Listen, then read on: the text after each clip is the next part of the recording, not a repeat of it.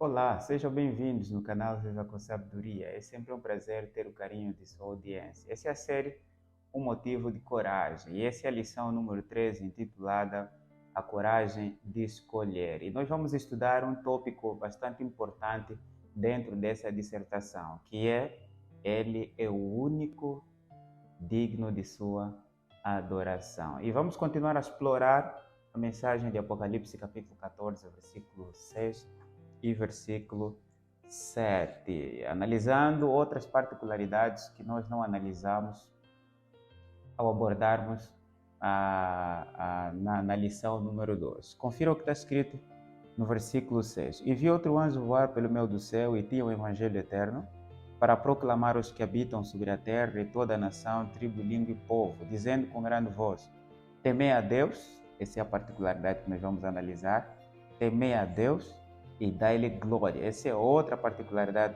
que nós vamos analisar. Porque é vinda a hora do seu juízo e adorai aquele que fez os céus e a terra, o mar e as fontes das águas. Vamos analisar essas duas particularidades. Temei a Deus e dai-lhe glória. Bem, para que você comece a ter a ideia do estudo de hoje relacionado com ele é digno, ele é o único digno de sua adoração, é importante que compreenda que toda a mensagem do primeiro anjo é uma mensagem interligada.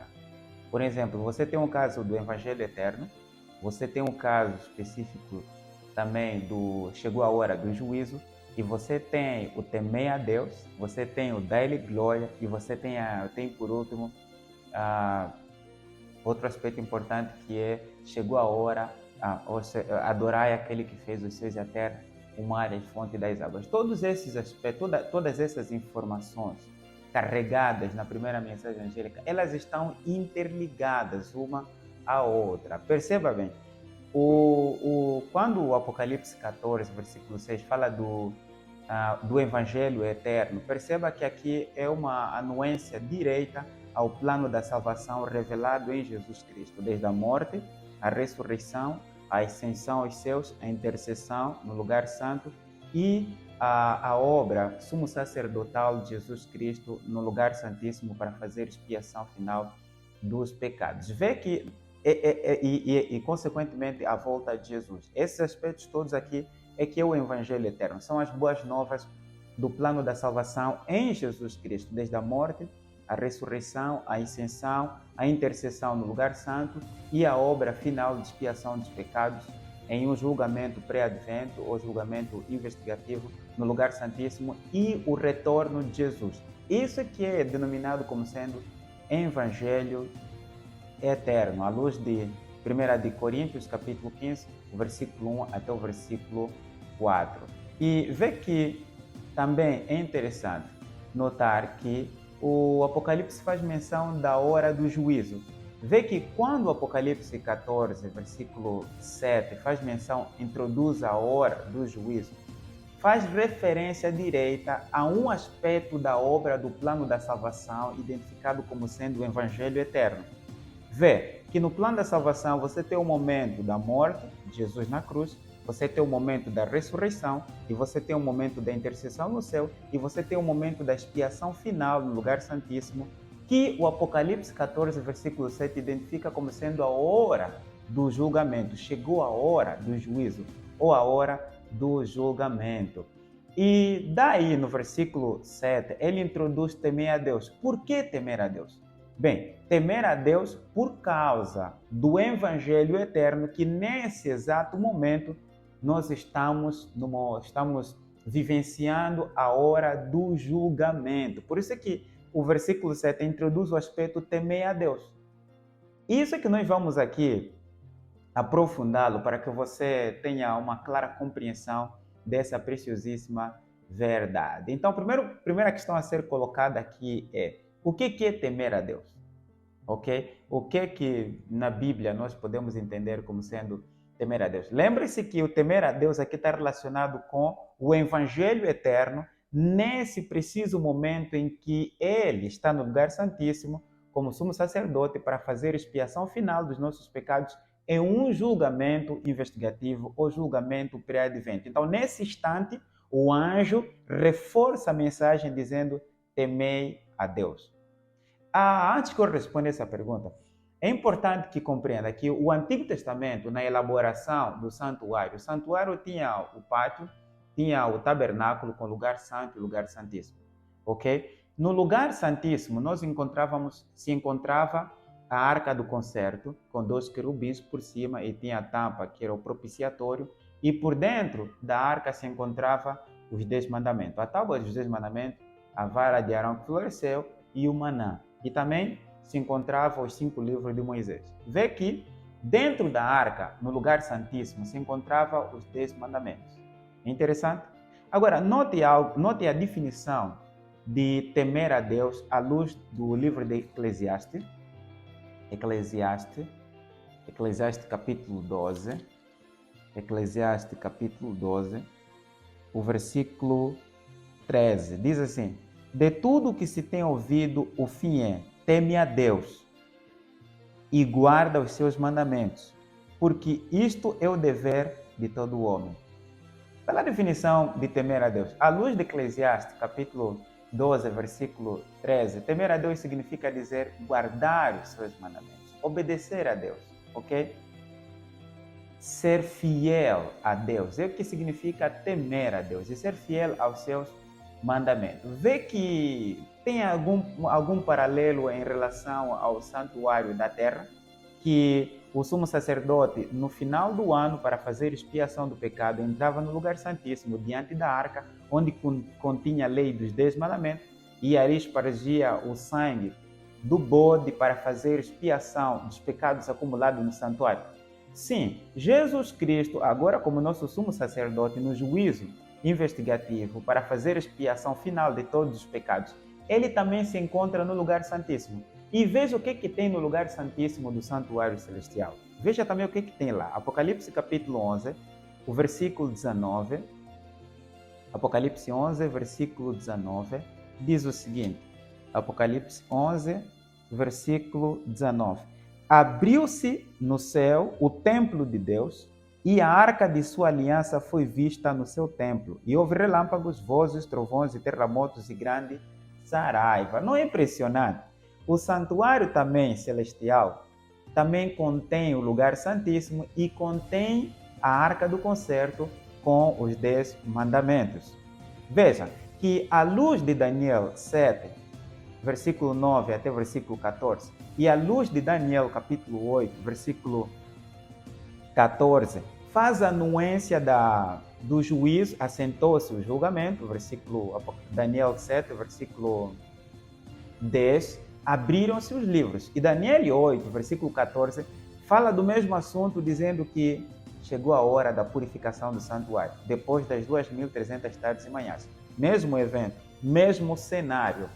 E a data é, disse o anjo em Daniel 8, 14, e disse o anjo, até 2.300 tardes e manhãs o santuário será purificado. Quer dizer que no final das 2.300 tardes e manhãs, abriu-se o santuário, foi visto a arca do concerto, e Jesus Cristo entrou no lugar santíssimo para fazer expiação final dos nossos pecados em um juízo investigativo. Vê que a lei de Deus está dentro da arca, percebe? A lei de Deus está dentro da arca, que são exatamente os 10 mandamentos. E observe algo interessante nesse momento do julgamento, em que Jesus entrou no lugar santíssimo para fazer expiação final dos nossos pecados, da lei violada e cujos pecados estão registrados nos livros, e em um juízo investigativo. Observe exatamente, tentei me perder um pouco, e observe quem escreveu essa lei que está contida na arca do concerto, onde está os 10 mandamentos. Quem escreveu essa lei e que é nos dito que devemos temer a Deus significa guardar os seus mandamentos. Quem escreveu esta lei? Vejam que o Êxodo 31, o versículo 18, diz o seguinte: e deu a Moisés, quando acabou de falar com ele no Monte Sinai, as 2 tábuas do testemunho, tábuas de pedra escritas pelo dedo de Deus. As 2 tábuas contendo os 10 mandamentos foram escritas pelo dedo de Deus. E Deus orientou a Moisés que colocasse essas 2 tábuas na arca do concerto. O que quer dizer que no julgamento, para fazer expiação final dos nossos pecados, a lei dos 10 mandamentos é a norma ou padrão que está a ser usado para julgar os habitantes da terra. Para confirmar essa ideia, veja o que está escrito no livro de Tiago, Tiago capítulo 2, versículo 12. Tiago 2, versículo 12. Eu tenho bem aqui. Tiago capítulo 2, versículo 12. Diz assim: assim falai e assim procedei, como devendo ser julgados pela lei da liberdade. Não é interessante? Nós seremos julgados pela lei dos 10 mandamentos. O Romanos 2, versículo 12 e 13, fala a respeito da mesma coisa e adiciona outro aspecto importantíssimo que nós precisamos conferir aqui. Romanos capítulo 2, o versículo 12 e o versículo 13. Diz assim: porque todos os que sem lei pecaram, sem lei também perecerão. E todos que sob a lei pecaram, pela lei serão julgados. Versículo 13. Porque os que ouvem a lei não são justos diante de Deus, mas os que praticam a lei hão de ser justificados. Não é interessante? Nesse momento de expiação final dos pecados no lugar santíssimo, que começou em 1844, à luz de Daniel 8:14, depois das 2.300 tardes e manhãs, Jesus Cristo está a apresentar o seu sangue, simbolicamente apresentar o seu sangue, para reclamar que todos aqueles que transgrediram a lei de Deus e confessaram seus pecados e se arrependeram de seus pecados, recebam não só o perdão, mas também a remoção dos seus pecados nos livros contidos lá no céu. Não é maravilhoso? Por isso é que Deus está a dizer claramente em Apocalipse capítulo 14, versículo 7, temei a Deus, claramente, dizendo com grande voz, temei a Deus. Por que temei a Deus? Não só por causa do julgamento investigativo para fazer expiação final dos nossos pecados, é porque também a lei é a norma e o padrão para esse julgamento. Todo transgressor da lei de Deus rejeita o sacrifício de Jesus Cristo, porque Jesus Cristo morreu para libertar-nos da condenação da lei. Morreu para libertar-nos do pecado. E o pecado é a transgressão da lei. À luz de 1 João, capítulo 3, capítulo 12 ou capítulo 3, você vai ver aí no rodapé o versículo claro sobre esse assunto, a respeito da lei. E veja, toda pessoa que rejeita a lei, transgrede a lei, e se transgrede a lei, é um pecador. E se um pecador não confessar esse pecado, mediante o sangue de Cristo, será condenado no juízo. Não é interessante? Então vamos ver essa lei, que a Bíblia diz que temer a Deus é guardar essa lei, e que essa lei é a norma no julgamento que está a ocorrer agora no lugar santíssimo, com Jesus Cristo como nosso sumo sacerdote e nosso advogado. Confira esta lei em Êxodo capítulo 20, do versículo 3 até o versículo 17. Eu vou resumi-lo para você. O versículo 3 está o primeiro mandamento: não terás outros deuses diante de mim. Segundo mandamento: não farás para ti imagem de escultura. Terceiro mandamento, versículo 5. Terceiro mandamento, versículo 7. Não tomarás o nome do Senhor teu Deus em vão. Quarto mandamento, versículo 8. Lembra-te do dia do sábado para o santificar. Quinto mandamento, versículo 12. Honra teu pai e tua mãe. Sexto mandamento, versículo 13. Não matarás. Sétimo, versículo 14. Não adulterarás. Oitavo, não furtarás. Nono, não dirás falso testemunho. E o 10º, não cobiçarás. Esses são os 10 mandamentos que Deus está a usar como norma ou padrão no julgamento investigativo para fazer expiação dos nossos pecados. Eu quero terminar esse vídeo apresentando outro aspecto, por que Deus diz que temei. Ok? Preste muito bem atenção nesse ponto. Por que Deus está a dizer temam a Deus? Que significa guardar os seus mandamentos. Lembre-se, porque nós estamos numa controvérsia entre o bem e o mal, entre Jesus e Satanás. E veja por que Deus diz que devemos temê-lo. Daniel, capítulo 7. Daniel, capítulo 7. Vamos bem rápido aqui para Daniel, capítulo 7. Daniel capítulo 7, versículo 25. Diz o seguinte, Daniel 7, versículo 25. Por que Deus está a dizer temei a Deus? Versículo 25. Diz assim, e proferirás palavras contra o Altíssimo, destruirá os santos do Altíssimo e cuidará em mudar os tempos e a lei. Vai falar mal de Deus, vai matar o povo santo de Deus e vai mudar a lei de Deus. Não é interessante? Quando Jesus entra no lugar santíssimo para fazer expiação dos nossos pecados em um juízo investigativo, também envolve restauração da lei. Por isso é que o Apocalipse 14, 7 diz que temei a Deus. É a restauração da verdadeira posição da lei de Deus no grande plano da salvação em Jesus Cristo, mediante seu sangue.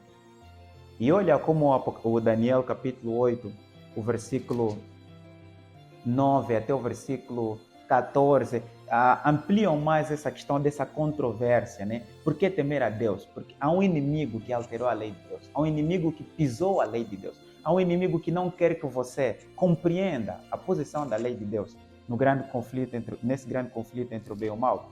O Daniel capítulo 8, o versículo 9 diz o seguinte, versículo 9, e de um deles saiu um chifre muito pequeno, cresceu muito para o sul, para o oriente, até a terra formosa. Engrandeceu-se contra o príncipe dos exércitos. Alguns do exército e das estrelas lançou por terra e os pisou. Se engrandeceu até contra o príncipe do exército. Foi tirado o sacrifício contínuo e o santuário foi lançado por terra. Santuário foi lançado por terra. Um exército foi dado com o sacrifício contínuo por causa das transgressões. Lançou a verdade por terra e o que fez? Prosperou. O versículo 13. Depois ouviu um santo que falava, disse ao outro santo, aquele que falava, até quando durará a visão do sacrifício contínuo e da transgressão assoladora, para que sejam entregues o santuário e o exército a fim de serem pisados? Até quando? E o versículo 14 diz assim, e ele disse, até 2.300 tardes e manhãs, o santuário será purificado. De acordo com esses versículos, o santuário será purificado, tem dois significados. A restauração da posição de Jesus Cristo como sumo sacerdote que apresenta o seu sangue para reclamar o perdão dos nossos pecados mediante sua justiça e também a restauração de todas as verdades, inclusive a restauração a respeito da lei de Deus. Achou interessante esse estudo? Por isso é que o Apocalipse 14, versículo 7 diz que temei a Deus. É o momento em que Deus está a advertir a raça humana a se posicionar em relação à lei de Deus por meio do sangue de Jesus Cristo.